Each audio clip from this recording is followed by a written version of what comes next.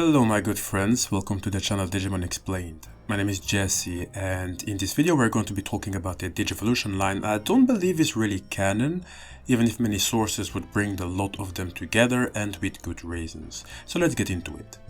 The presumed Digivolution line we are discussing in this video is that of Pomumon, a plant Digimon but of the vegetation type. And the vegetation type surely is an underrated type if you ask me. Do you remember VEGIEMON? Pretty popular Digimon who is also of the vegetation type, and one who surprisingly ended up digivolving into a god type Digimon, which at least somewhat shows the potential of vegetation Digimon. The link of that video is in the description box. It is good that I brought up Vegiemon because it has something in common with Pomumon. Both of them are quite linked to fruits. As Vegiemon grows, it will start flowering and eventually bear fruit and will end up becoming Red Vegiemon, who is a ripened form of Vegiemon.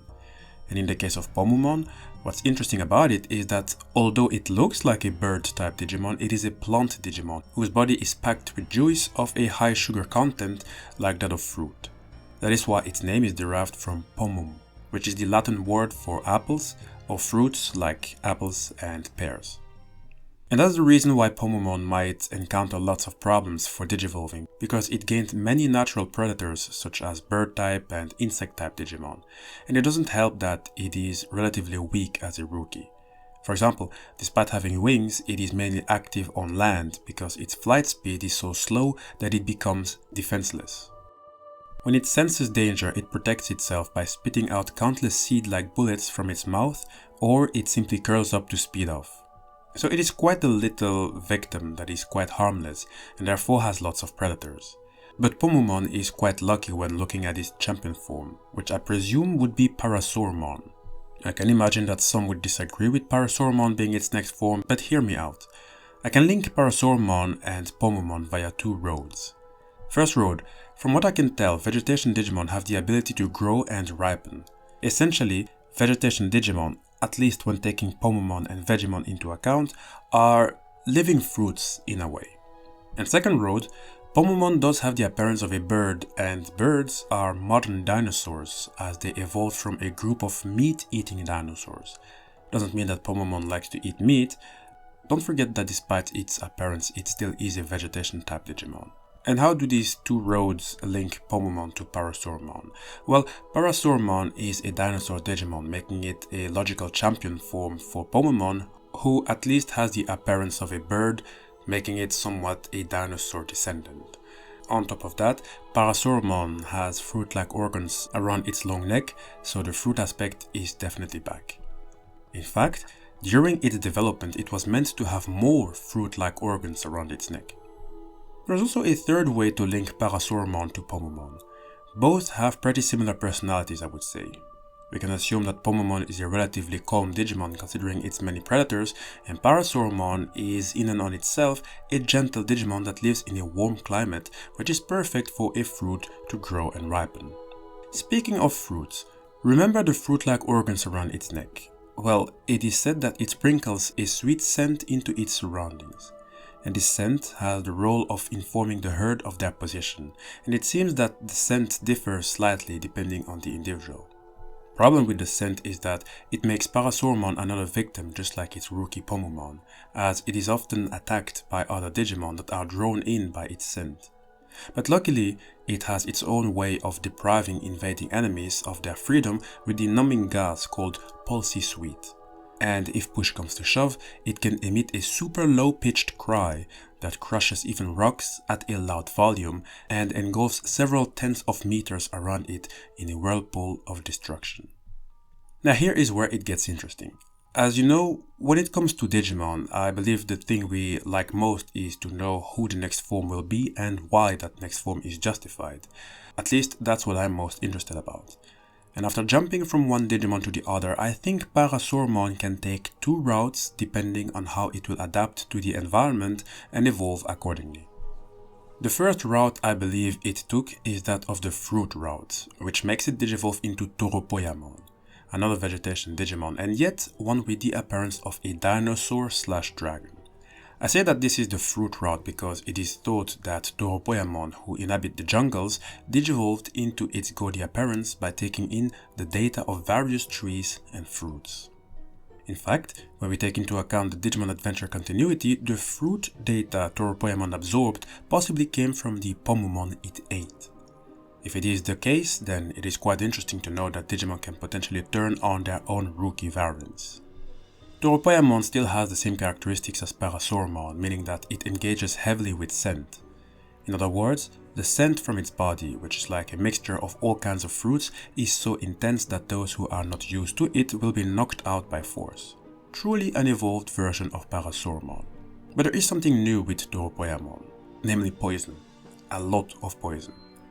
The drops secreted from its leaves, which act like wings, are so toxic that they can even dissolve iron. And it can spew gas out of its mouth, a potent poison that matures within its body and causes those who inhale it to dissolve into a mushy state from the inside out. If Toropiamon continues the poison route, I believe it will end up digivolving into Hydramon, perhaps my favorite vegetation Digimon because it looks so menacing. And for your information, the name Hydra in Hydramon either came from the Lernaean Hydra, which is a serpentine water monster in Greek mythology and Roman mythology, who has multiple heads, and depending on the author, the Hydra has the capacity to regenerate lost heads. And the name Hydra might also have come from the Hydrangea. It is a flowering plant native to Asia and the Americas. So Hydramon is a gigantic Digimon that mostly takes root in swampland. It constantly secretes a deadly venom from its whole body, which it uses to mercilessly melt and prey upon those that touch it. Also, it has a habit of expelling large amounts of deadly venom from its abdomen, which melts the ground and creates a swamp to expand its nest. It is said that swamps disturb the surrounding ecosystem, so if you see ominous flowers that have grown abnormally, it is a sign to be cautious. In battle, Hydramon can either spew a poison gas from the mouth on its abdomen that has the same components as its deadly venom. It can randomly fire beams from its 3 heads, or it can completely destroy the enemy as well as the earth by causing ivy that spreads underground to move violently, creating fissures. Definitely a very powerful Digimon who, if faced in its own territory, could be extremely tough to take down, as you have to take into account its poison, its ivy, its beams, its height. So it's crazy. And also, I love that it is part of the Dragon's Roar family, meaning that Hydramon is simply another descendant of Dracomon and is yet another dragon that developed completely different like the many others. For more information about how dragons in Digimon developed, I will put a link towards a video where we discussed it in depth in the description box. Let's get back to Parasaurmon. I have another line which might make less sense to you, but I'm still going to bring it forth. Please feel free to write your opinions in the comment section on whether you agree with this line or not. So the other route I believe would suit Parasaurmon best is that of Ajatarmon, who is another vegetation Digimon that lives in groups similar to tribes. We know that Parasaurmon already lived in groups, so I think that it has already that in common with Ajatarmon, who even builds small civilizations deep in the jungle. And by the way, the name Ajatar is in reference to the character Ajatar from Finnish folklore. She lives in the woods located at the mountains of Pohjola. She is the granddaughter of the master of woods named Heisi, who is also known as the spreader of disease. Now Ajatar herself also spreads disease and pestilence. Ajatarmon doesn't spread disease despite being quite short-tempered with a violent disposition. It still has a pure heart with pride as a hunter.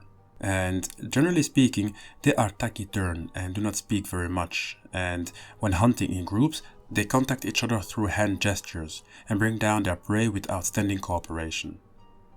And I like that their way of communication is so different than Parasaurmon, who used its scent to inform the herd of their position. But the problem with that way of communicating is that it attracted enemies. So now, instead of spreading scent, they just speak to each other with hand gestures. Very interesting change. That's what we call adaptation. In combat, it strikes the enemy with an all-purpose hatchet that cuts down even large trees in an instant. It can restrain the enemy with the tentacles growing from the back of its head, and it can shoot the poisonous grass needles that grow from its head like hair to restrict the enemy's movements. Good to know that even on this side of the presumed Digivolution line of Parasaurmon, there is still poison that is being used. And to finish, I believe a good mega level of Ajatarmon, while still taking into account its presumed rookie and champion level form, would be Bloomlordmon, the fairy Digimon. Ajatarmon was one to excel in using tools in combat, and Bloomlordmon is no different. What you are looking at is a Digimon that is a plant clad in armor. A plant like Pomumon, its presumed rookie form. Bloomlordmon is a kind-hearted knight, just like most of its presumed previous forms, and fights to protect nature. In order to protect what it cares about, it builds up energy by absorbing sunlight through the flower on its shoulder. The power it exhibits, once that energy has been raised to its limit, is said to even rival that of the Royal Knights. And mind you, that the Royal Knights are sacred guardians meant to protect the network security, and it should be impossible to violate security in their presence. Yet Digimon of the likes of Bloomlordmon, at least when fully charged up, has powers rivaling them, so that is saying something. On top of the photosynthesis, it also has the ability to turn any foul weather into fine weather, and creates battlefields that always work to its advantage when out in the open. This in a way reminds me of Hydramon, who is also extremely powerful because of the environment that gives it an advantage over many others. Just like Pomumon, Bloomlordmon can also shoot countless seeds, but in its case, it comes out of its petals on its left shoulder, and the seeds are fired like a machine gun. And it also has another strong projectile when it uses its spear. It can fire a thick beam of light with a huge sword that appears from within its flower spear only when it has bloomed. So, Bloomlordmon to me is a Digimon that is definitely a bit underrated and left in the shadows, but I think that it definitely has a very nice appearance and nice skills. And I love that its powers can rival that of the Royal Knights, because I'm not really a fan of having just one group being deemed as the most powerful. I love it when there is a great variant of powerful elites, but each with their own motives. That's how we make great stories. Hello my good friends, this is the end of the video. I hope you enjoyed it. I'd like to remind you again that this line is highly speculative. As far as I know, it might not be what the developers intended for either of these Digimon, but I do think that it would make sense when we try to connect the dots by looking at each of their profiles. So what do you think? You agree or disagree? All good, just make sure to elaborate in the comment section. And please make sure to hit the subscribe button. It doesn't cost you anything, and we are this close to reaching 20,000 followers, so just a last little push. And in case you guys are new, know that all my videos are placed in particular Digimon playlists, which are always updated. That way you can catch up to newer and older videos.